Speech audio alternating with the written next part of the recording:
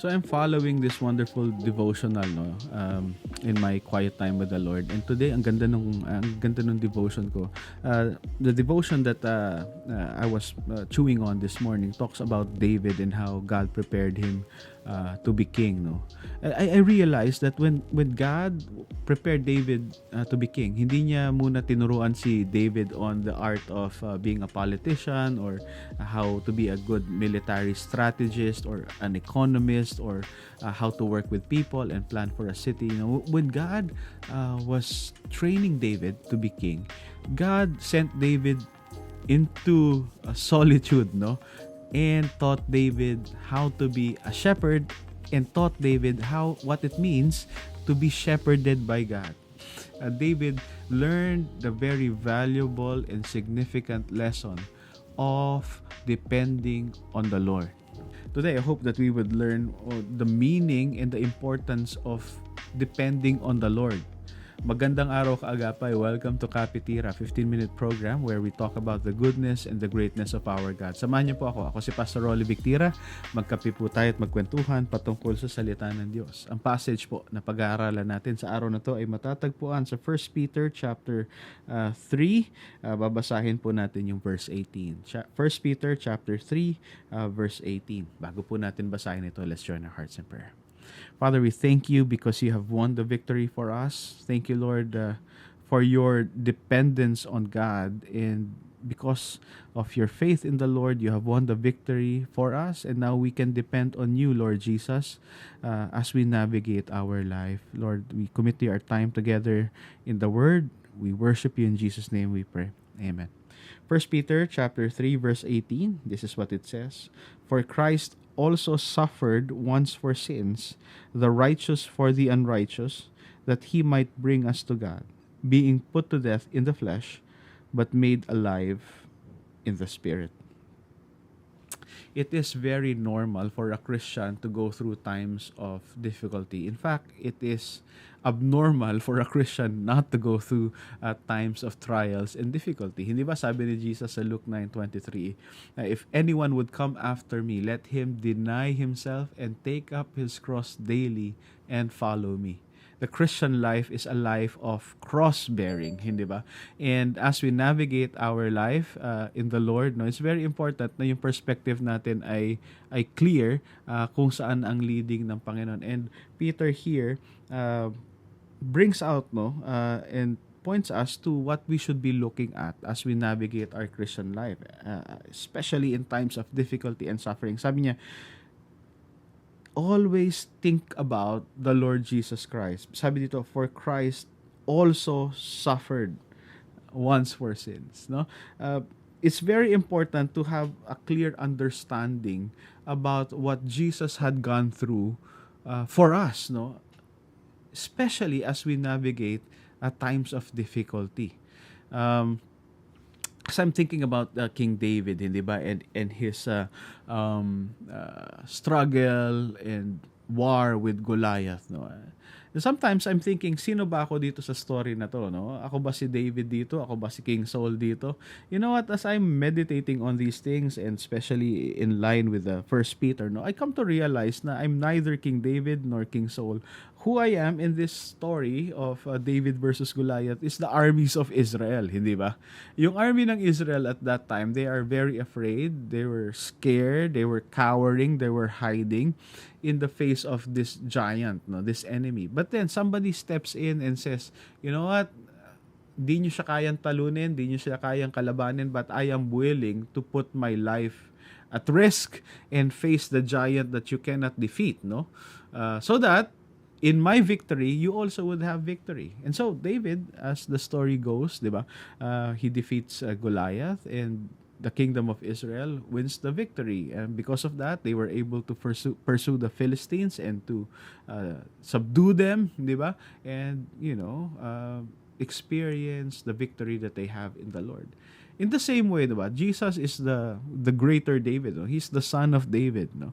And he faces the problem that everybody is facing, no? And ito yung problema talaga natin. The wages of sin is death. Ito yung problema natin. And Jesus steps in and says, you know what? You cannot defeat this enemy. Hindi mo yan kaya. Pero I am willing to put my life on the line. I'm willing to give up my life in order to win the victory for you. So in my victory, yan ang ginawa ng Panginoon. No? In Jesus' victory, we also have victory. Hindi naman ibig sabihin yun na wala na tayong gagawin, di ba? Pero we are waging war and we are living our Christian life, pursuing sin and defeating sin. Not in the position of sana manalo tayo, pero dahil panalo na tayo, meron tayong courage na talunin itong mga bagay na humahadlang sa atin. It's very important to think about Jesus and what He has done for us. And remember, first and foremost, that what Jesus had done for us is sufficient. Ibig sabihin, enough na to. Wala na tayong kailangang idagdag pa dito. He has already won the victory for us. Yun yung sabi ni Peter, di ba? For Christ also suffered once for sins. One time, big time. Isang beses lang, hindi na kailangan magdagdag pa. Author of the book of Hebrews, in Hebrews 9:24-28 says, For Christ has entered not into holy places made with hands, which are copies of the true things, but into heaven itself, now to appear in the presence of God on our behalf. Sabi dito, verse 25, Nor was it to offer himself repeatedly, as the high priest enters the holy places every year with blood not his own, for then he would have had to suffer repeatedly since the foundation of the world. But as it is, he has appeared once for all at the end of the ages to put away sin by the sacrifice of himself. And just as it is appointed for man to die once, and after that comes judgment, so Christ, having been offered once to bear the sins of many, will appear a second time, not to deal with sin, but to save those who are eagerly waiting for him. Jesus suffered once and for all. Wala na tayong kailangang idagdag, wala na kailangan parang i-contribute. Jesus had won the battle decisively. So, think about this. In Christ, all your sins are forgiven. Lahat. Your darkest, shameful, and most devastating sin has been dealt with by Jesus. Yes, even the ones that you yourself struggle to forgive. Jesus paid it all.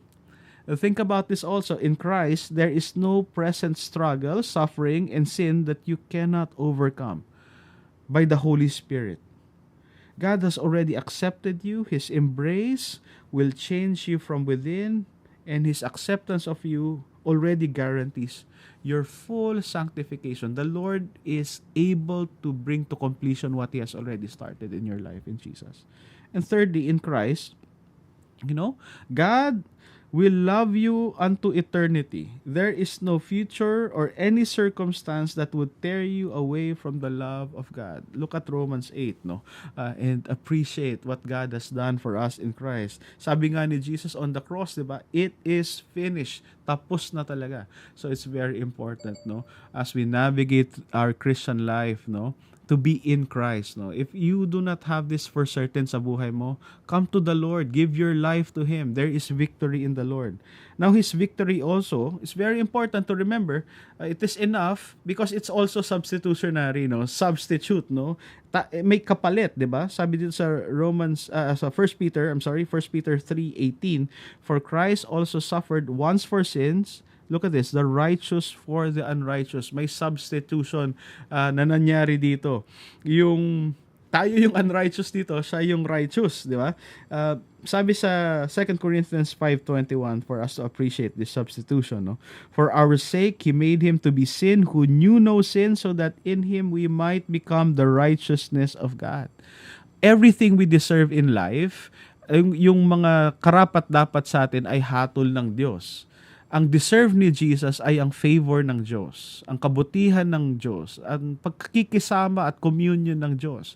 Pero sa cross, nagkaroon ng substitution, Kasi yung deserve natin, napunta kay Jesus, at yung deserve ni Jesus ay napunta sa atin. So whenever you think about what you're going through in life, di ba? Yes, it is hard.